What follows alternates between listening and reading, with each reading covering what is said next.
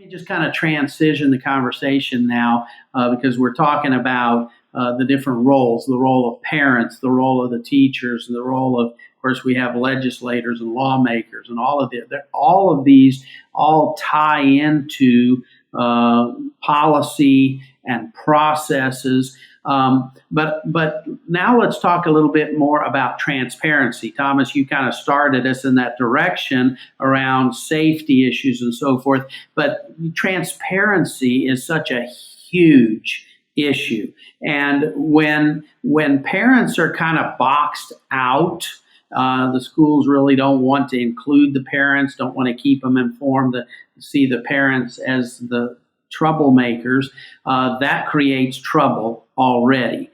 At the same time, sometimes the opposite effect can happen where parents, very little effort to understand, very little effort to communicate and really even know what's going on with their child or with the school. And so I think we will all agree that transparency, there is much more need for transparency, but I would just simply throw this out. I'm going to join the panel for about 2 seconds here. I think transparency begins with more conversation and intentional relationship building. When those things happen, it doesn't matter who starts it. Everybody should be a committee of one to start that and to do their best to activate that. Let's talk about that just a little bit. Dr. Knapp. Well, I agree with you. I mean, if you're going to have transparency, you have to have trust. And trust is the bedrock of any relationship. And if both sides are demonizing the other and there's no dialogue, you're never going to have that transparency. You're going to have people being defensive, and a lack of communication will result. So, like you're saying, definitely building a bridge with people and building relationships.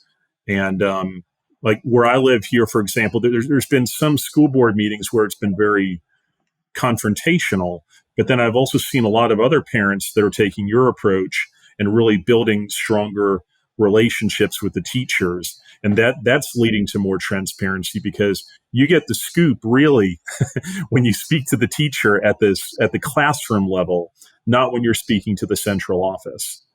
And so having that direct relationship is going to get you that like you're hoping. Yep. Could I add to that? I'm sorry. I'm really passionate about the you hit it right on the nail there. I think really it is going to come down to getting involved. When I got appointed to the Safety Audit Committee during COVID in 2020, I did not know what I was walking into. And by the end of that year, I was like, I was talking to my school board representative, who's our sole conservative in our city. And I was just talking with her and I was just like, what in the world, why are they not, being forthright with parents about what this is? And she's like, that's what they do. And I said, why do they hide it? Why are we hiding this? Because this is how we have mistrust. And this is why we have mistrust. And even we can go, and that's another topic from the time of budgetary and other things. But when we're talking about sexual assault and then going back to the Loudon thing and why that led that national discussion was because at the end of the day, we had someone who purported themselves as trans and used it to assault people, young women, and the school hid it, and we had legislation in Richmond that allowed it. And that's frightening. And that's why, I've been preaching on this committee for the past year, and I've been outnumbered numerous times by my liberal appointees, but why we need to promote these citizen advisory committees in the school system. I don't know if every county or city has them, but in Suffolk, where I live, we have these citizen committees where we are actually appointed by our school board representative. And for the most part, they go unfilled, and they're obviously filled in with bureaucrats from central office. And that's where we see a lot of the problems is because they want to keep this like rainbows and unicorns that everything's perfect and hunky-dory, and it's like, it's not. There are actual problems here when where students feel like they have to bring a weapon to school to protect themselves, or in the case that we're discussing now, that they don't not sure why their friend who was a guy, they saw them as a guy, is now saying, "Hey, I'm actually a female," and they're confused because their parents may have taught them one thing, and their parents may have taught them another thing. And I'm not sitting here, debating one way one is right or wrong. I'm just saying that because we're not having that dialogue within our school system on a regular basis, on the most part, and through the parents being more involved, and that's why I promote the citizen committees. We're seeing kind of a lot of the acrimony and drama, and heightened by the left more so than the right. Most of us on the right are pretty caring and loving. I have to, I want to make that clear. They actually are looking at this the right way, and they're like, we just want you to understand where we're coming from. And and our friends on the right are militant and angry because it pushes a broader political agenda, and it gets them in the news, and it gets the MSNBCs and the CNNs all wrapped up in it. And so I think, going back, we really do need to have parents, not just PTA meetings, but if you have these citizen advisory boards, get on them. Seriously, get on them, get engaged in all of them, because that's actually where you have the ability to actually see what they're actually teaching in the classroom and how they're doing it. Since we're talking about transparency and issues related to that, let's kind of take this question. Many of the things we've discussed today touch on the topic of parental engagement. And so let's really zero in now on the parents. So how can parents stay better engaged with their children in schools? I'd love to jump in on this one. To carry over from our last question a little bit, there's an African proverb that says, when the elephants fight, the grass loses. And I think we've had a lot of fighting between parents and schools. We've lost sight of the partnership. We're all trying to raise these children. And I would love to especially put that responsibility back on parents, to reach out, to proactively reach out to schools. And schools need to reach back out and rebuild the trust, as we've already spoken. But as far as you and your child, it kind of goes back to the old-fashioned sitting around the dinner table every night. Are we doing the work of connection with our child every day? Even if it's not sitting at 6 o'clock around the table with a lovely 3-course meal. But are you gathering around with your children? Do you know them? Have you stayed connection, that emotional attachment and trust that comes from transparent engagement?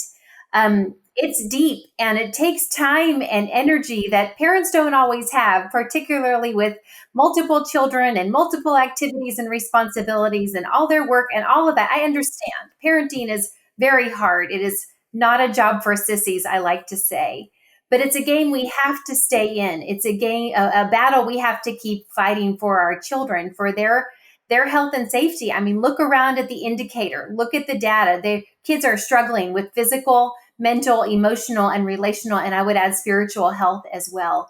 So parents, we've got to be there. We are there 24/7, although they're at school for a good number of their days through their childhood years. So let's do what we can to rebuild that partnership, and let's make sure we're protecting our children relationally. I had a group of moms that I sometimes call mad moms, that are charged up and ready to, voice their opinions to the schools. And I love their energy and passion. And yet sometimes I think they've missed their home time because they're out fighting the school. So home time has to stay first. And those relationships with your children, the ones you've been entrusted with. And then let's reach out across to schools and rebuild that trust. Be there with support rather than continual challenges is sometimes the case. Mm-hmm. Anybody else want to weigh in on that? Sure. I don't have kids, but I'm an uncle. I have 11 nephews and nieces, and I have 2 great nephews. And, when we talk about the role of parents, it's actually enshrined in Virginia's law that parents are the foundation of child's education. It's actually in our code. And if you go back through history, and I love the name Noah Webster. I mean, education was at home. If you look at American history, it began at home. The fundamentals of reading, writing, and arithmetic, as we hear time and time again, that was at home. One of the first books I read, was the Bible. That's what my parents taught me. And my parents and I was blessed that I had parents that we could discuss any issue and every issue. We could talk about whatever. And as I got older, as I began to have that development understanding, I was able to debate and discuss policy issues and formulate my views, and ultimately why I became a Republican, or to be blunt, a Republican, but in the conservative movement, was because of the discussions and reading history and other things, and because my parents also took the decision to not let me go to public school, and they let me go to private school. Because they wanted my education to be the best, and they felt that was the best. So I think parents, and I agree with Lori, parents do have to take that first level, that first step. But we also have to remember that on our side, we can't make every teacher who's like, oh, you're all a part of the teachers union. No, we have a lot of teachers who are fighting that fight every day. We really have to be there. We have to actually be their advocates, because they can't say certain things. They're going to lose their job, and then we're going to have a leftist teacher getting in there, and then they're going to be prone to God knows what. So we have to actually become their advocates and their partner, and build a relationship with them so they can feel comfortable telling us the truth, and that we can be empowered in our communities to hold those school boards accountable. Because ultimately what's going on is central office in the school boards. The school boards have ceded their power to the central office. The school board, and this is a fundamental mistake that has been taught that the left does not want you to know, the school board is the CEO of the education system in the localities, not the superintendent. We elect the school boards in most counties, or through our city council. In one way or form, we elect them. And we need to really be putting the fire to them on these issues, and to take a more stronger approach. So that's just my thoughts. I'll get off my soapbox. I'm sorry. Can I piggyback on this too? Sure. Okay. Well, yeah, I'm a dad of 5 kids, 4 boys and 1 girl. And I'm all for transparency, building these relationships with the schools and so forth. But the bottom line as parents is we need to do what's best for our kids. And that's our number one priority. And a lot of parents really feel that in a very visceral, strong way. And that's a good thing, because that's that responsibility you feel as a parent. And you need to find a school that's going to train your kids in a way that you agree with. Now, if it can be a public school where you are, great. Good for you. I mean, I've had a mixture of public and private with my kids and all that over the years, mainly private. But if you can't get it in public, you need to go private. And there's lots of different options we have these days. One of the silver linings of this whole COVID-19 mess is that we had to switch everything to an online format.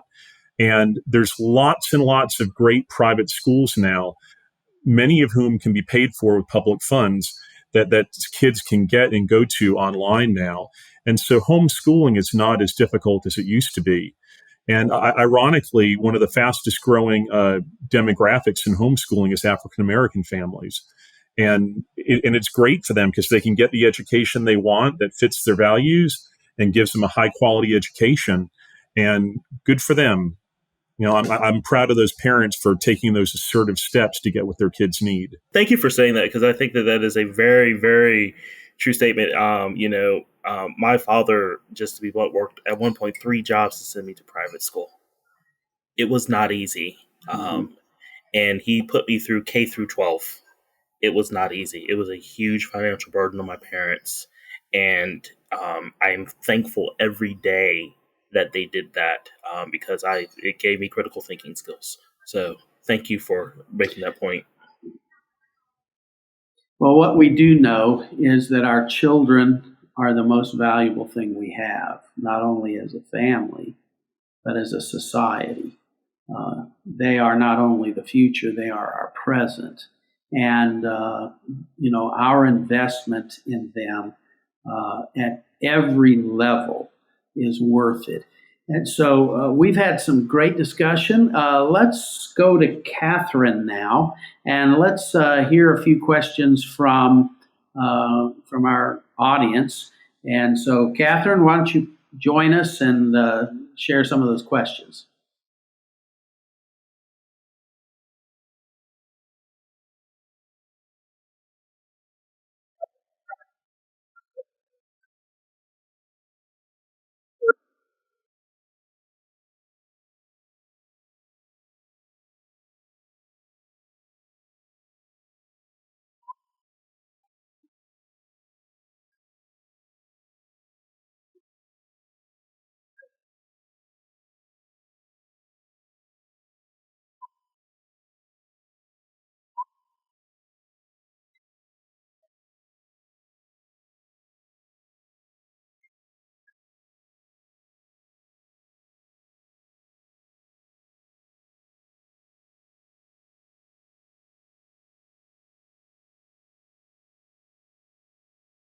All right, let's pause there for just a second. Anybody aware of particular resources? This can certainly be something that we can address as an organization through some podcasts, probably some things already available, but we can certainly put some things out there. But anybody on the panel want to speak to that? I'll jump in if maybe others will have ideas once I share. There are a number of things, but you have to bear in mind that when we talk about transsexualism, there is the educational aspect of it in regards to how it's being taught in schools. There's the psychological aspect of it. And then, of course, there's the medical aspect of it. And the medical profession and the psychological profession are completely polarized on this issue. And so, depending on who you go to, you're going to get diametrically opposed feedback about how to handle it and what to do. So, if you went to the Virginia state law that I was referencing earlier and you read what was in their document, the only references they give in there are for organizations such as the Human Rights Campaign, and they only have a one-sided perspective on it. There are other organizations that work with people who have gender confusion. There's an organization I'd recommend called the Alliance for Therapeutic Choice and Scientific Integrity. That's one organization. There's many others, but you're going to hear any conservative organization I would mention, you will hear demonized by people who have the other perspective, and vice versa, because people are completely polarized on this issue.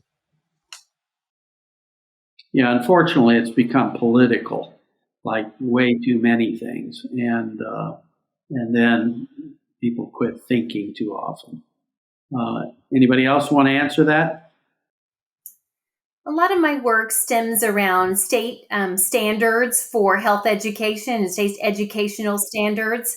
And I think as we look at standards at a state level, which translates to curriculum at local levels, we've got to continually elevate classroom approaches, which are broad, community-based approaches, more general in scope than specific individual scenarios that require additional support or resources on an individual basis. So in an education perspective, say when we talk about vaccinations, we're not going to come into a classroom and say, everybody should be vaccinated. We're going to say vaccinations are a personal decision between you and your parents and your doctor.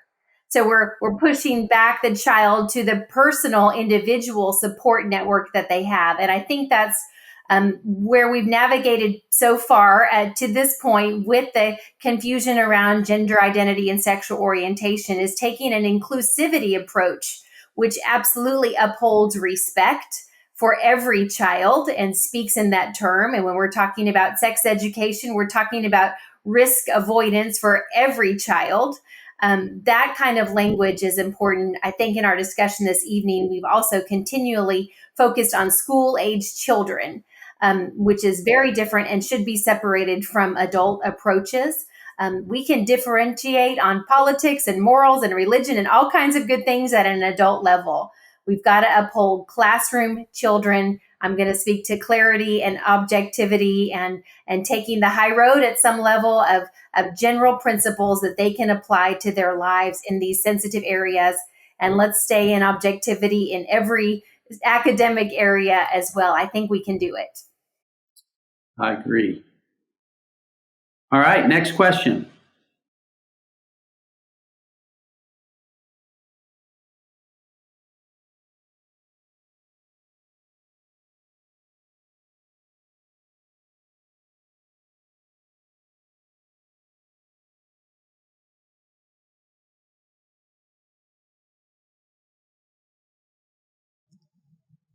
I'll jump in. I think a little bit needs to be given a little context on this topic. This phrase transsexualism was coined by Harry S. Benjamin in 1948, and it was largely not popular per se up until maybe the last 20 years or so, and it's becoming more and more popular. A study done by the CDC in the last 5 years, from 2017 to 2022, which UCLA published this month, said that the number of transsexual kids has doubled in the last 5 years. So the ability to do research on this is only really becoming possible in any kind of sizable population in the last few years. Prior to that, there's very small numbers of people. And if you look into the publications on this topic, a lot of it is what would be categorized as advocacy research, meaning that people openly admit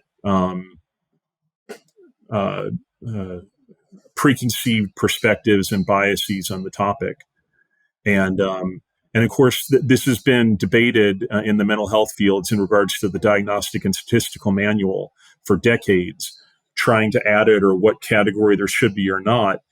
And as much as we try to say that's scientific, it's been politicized, and it's very much a lobbied organization in regards to what's included and what's not.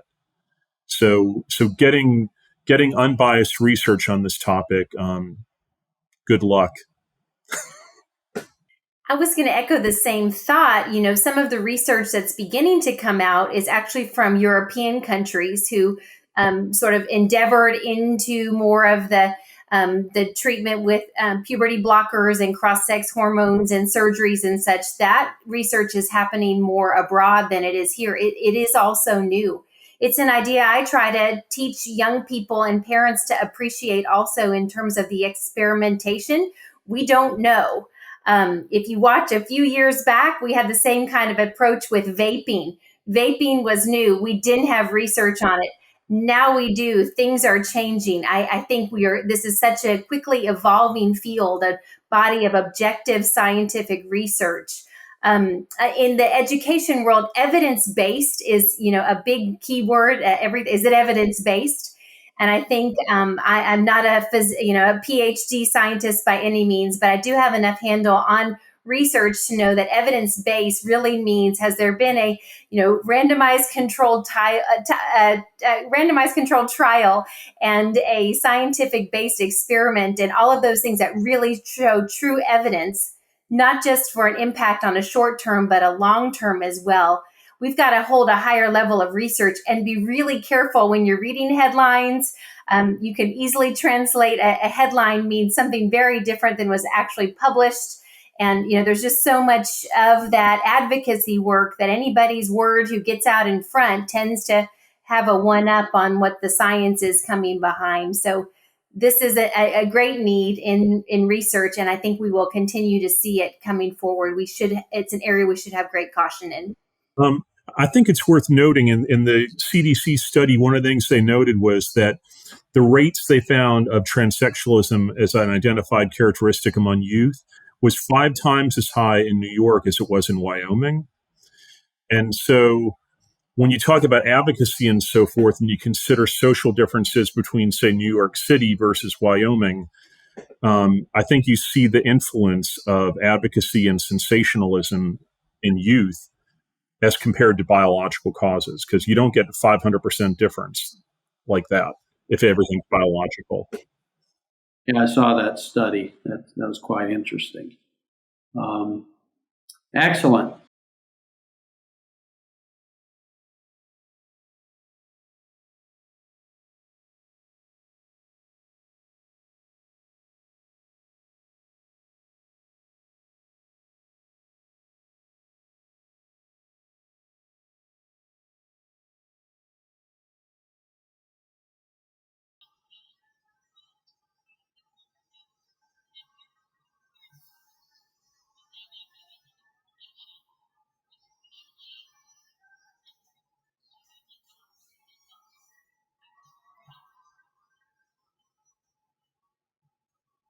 Okay. Thomas, you want to start that one? Yeah, I think one of the big, this really boils down to, what it boils down to is actually getting involved. What I said, and I think my final remarks is getting involved in your school process, whatever that may be. Whether it be like what I'm doing, being on the citizen committee panel where I'm, fighting the good fight with 3 liberals, or, or maybe yourself considering running for school board. I think that's where the biggest change needs to be. If you want to change the direction of education policy, run for school board, because that's the biggest need. Now, I know that's not, this isn't a political organization, so Melvin, forgive me, but I think that would be the best way, because conscience is the most sacred of all property. It is a fundamental part of our nation's history. And if you feel like that's being violated, then the only way that you can change that is by getting into the space and fight back. I in no way want to impose to someone who may disagree with me being gay, that they have to agree with me. And I don't want that. All I ask for is respect. And I think that, that should be the main thing that's taught in schools, not like you must agree X, Y, and Z. I think parents really have to get more engaged politically, if they want to shape the discussion or have a seat at the table, to ensure that it's not just going slant left or slant right or what have you, depending where you live. We're seeing that in San Diego. I mean, they recalled school boards. They're recalling school boards. In California, need I remind you, California. If it can be done there, it can be done anywhere. Let me throw in behind you here just a little bit. We are not a political organization. We are an educational organization. But what we also, part of our aspect of educating people is to have the tools to bring about change where you are. And one of those things that is most impacting to bring about change is to actually be able to get in a position where you can bring change. And as Thomas said, one of the most significant places you can do that in education is on your local school board. And so for that reason, back in last September, we actually launched an online school board training, and hundreds of folk have taken that training across the country, and people can access that on our website, nwef.org. And so we welcome people to check it out, whether you run for school board or whether you just want to study some things to help you understand that process more fully, and how you as a citizen, as a parent, as an educator, as a community leader, can understand how that all works and how you can get involved to engage even with the board that is there. So I think there's definitely value, and I think, Thomas, that's point well taken, and it doesn't have to be political. Someone else want to answer that question? I believe the question started out, correct me if I'm wrong, about a phrase towards how can parents protect their children from the ideology. And I'll go that direction a little bit. I think about the U.S. Treasury when it trains its staff how to recognize counterfeit money. They train them not how to, all the millions of different kinds of possibilities for counterfeit. They train them on what real, authentic currency is, every little nook and cranny of authentic, so that they can recognize counterfeit. Let's translate that to parents and passing their values to their children. When our children know so well what is authentic and true and right and good for our family, when we've so filled them up with that they can identify counter messages and lies that contradict their family's values, they will be better prepared then to navigate through the many lies and pressure and misinformation in the culture as well. So I'm going to go back around that dinner table or whatever that looks like in your home, of the relational piece and then the instructional piece of passing your values to your children so that they know what is true and good and right in your home, and can better be able to as sort of when you put on bundle them up in a warm coat and let them out into the cold world.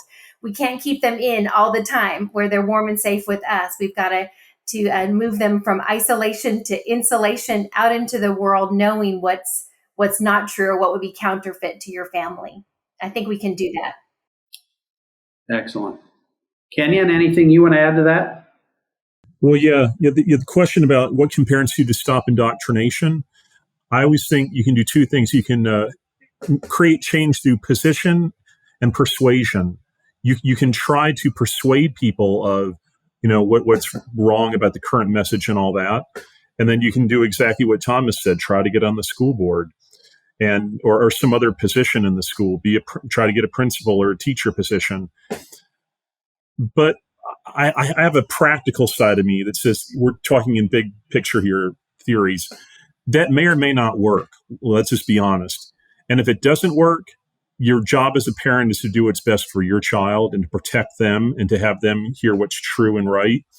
So if you can't stop the indoctrination where you are, you need to get education for your child somewhere else. Yeah. Excellent. Let me just wrap up a few things then. So Noah Webster, and Catherine mentioned this briefly, but has put together a blog post containing lots of research as well as compiled lists of research to help you study this topic more in depth. These resources include content from a variety of voices and include those of child advocate Blair White and transgender health advocate Scott Nugent. So I think you'll find that very interesting. If this topic is of importance to you, I think you'll find that post very helpful to you. You can find links to these resources on our Facebook page. If you haven't already, I hope you'll take a few moments to like and follow us. I also encourage you to check out our website, NWEF.org. And if you're interested in staying up with what we're doing, you can sign up right there on the home page for our monthly newsletter. And that way you'll kind of keep current and know what we're working on and events coming up and so forth. So thank you for tuning in tonight. And a huge thank you to our panelists for giving their time to be with us tonight and for sharing their thoughts on this important discussion. You've all done very well. Thank you so very much. And I hope all of you have a good night.